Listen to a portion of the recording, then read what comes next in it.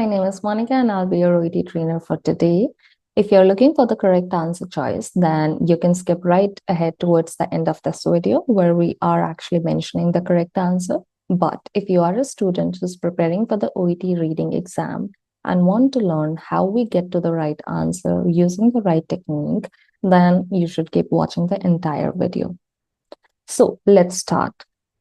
First of all, I always focus on identifying what kind of question it is. That's important because the kind of question would determine the kind of reading technique we're going to apply to the paragraph. Not all questions need you to read the entire paragraph very, very carefully. So make sure you identify the question type and the reading technique first. Now, looking at this question, what do we have? What must all staff involved in the transfusion process do? So right away, I know a couple of things. First of all, that it is talking about the transfusion process, whatever notice, manual, whatever I have. They talk about a transfusion process. The other thing which is very, very important for this question type is that they have used the term, what must all staff. That means the idea is simple. They want me to tell you about something that all staff has to do. Notice this must. The modal verb must tells me a couple of things, that this is absolutely necessary, that this is a requirement, that this is something that they absolutely have to do. They cannot avoid it, and yeah, can't be avoided. If something is a necessary or requirement and they are asking me, what is that thing that all the staff has to do, not just one person or two people, all the staff which is involved in the transfusion process, all of them have to do it, then they're looking for a particular detail. So this is what we call a detailed question type. The lovely thing about detailed question types is that they exist both in your reading part B, they exist both in your reading part C as well. And they're very easy to answer, extremely easy to answer. If you notice the tricks they have given to you, if you understand what exactly are they asking you to give them as an answer.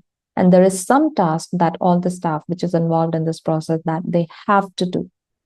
The reason why I mentioned all of these synonyms of a kind here is because I'm not looking for language like must. I am looking for language which gives me the idea that something is a requirement.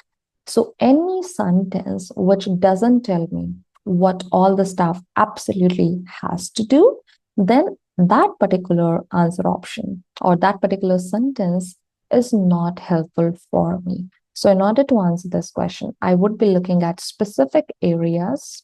First of all, I would scan. I would scan to see where are they talking about this information, and they can talk about it in one place or multiple places or the entire paragraph. That's possible. After identifying where exactly they're talking about it, then I'm going to read carefully. Okay. And remember, they can ask me to do multiple things also. All I have to do is just make a list. This is one thing they have to do. This is the second thing they have to do. This is the third thing they have to do. This is the fourth thing. That's the idea. I hope you get it now. Reading the entire paragraph carefully, not required here. So write patient, write blood assessments. So, okay, the administration of this can have significant, don't care about it because it talks about can have these issues. I don't care about it. I need to know what the staff needs to do. So following the introduction of this, blah, blah, blah, all staff involved in the transfusion process must be, okay, I found something. If this is something that the staff absolutely has to do, they have to be competency assessed. So there's the first thing that they absolutely have to do. They need to be assessed according to the competency. And blah, blah, blah, all staff must be aware of the responsibilities in line with their professional standards. So they should be aware of the responsibilities. So must be aware of the responsibilities which are according to their professional standards. Got it. This is the second thing they have to do. Good.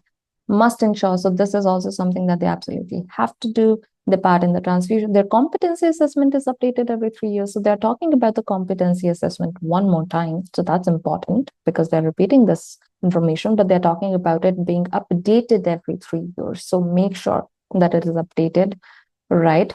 What's the other thing then? There's the third one that we've got.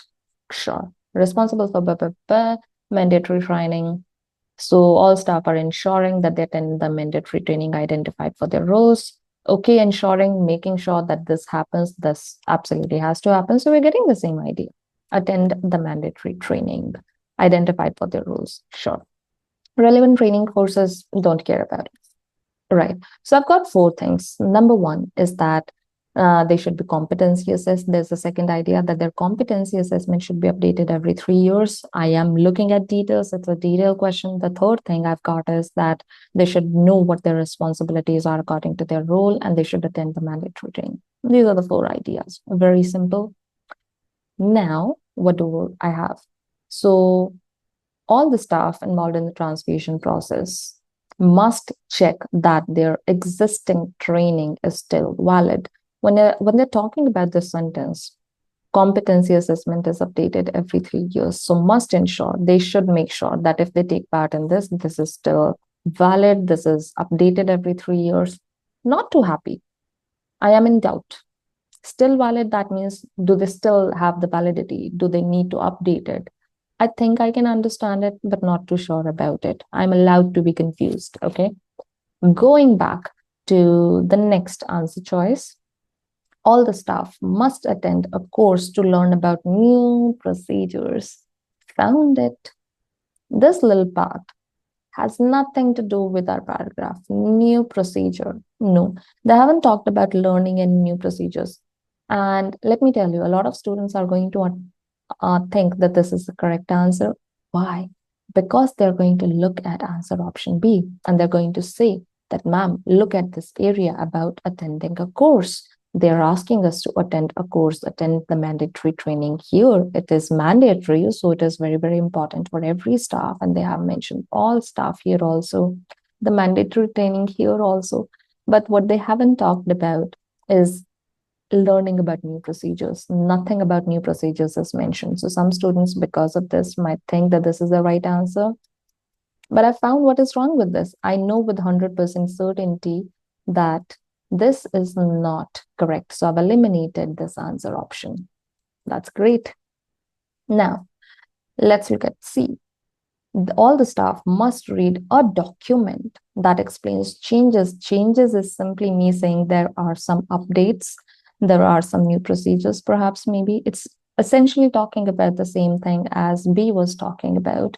But reading a document that explains changes, they haven't talked about this anywhere. So I am 100% sure that this answer option is also incorrect.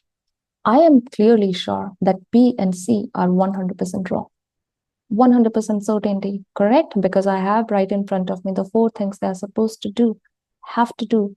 And none of those are talking about B and C, which is why even if I'm in doubt about answer option E, I can still say this is the correct answer.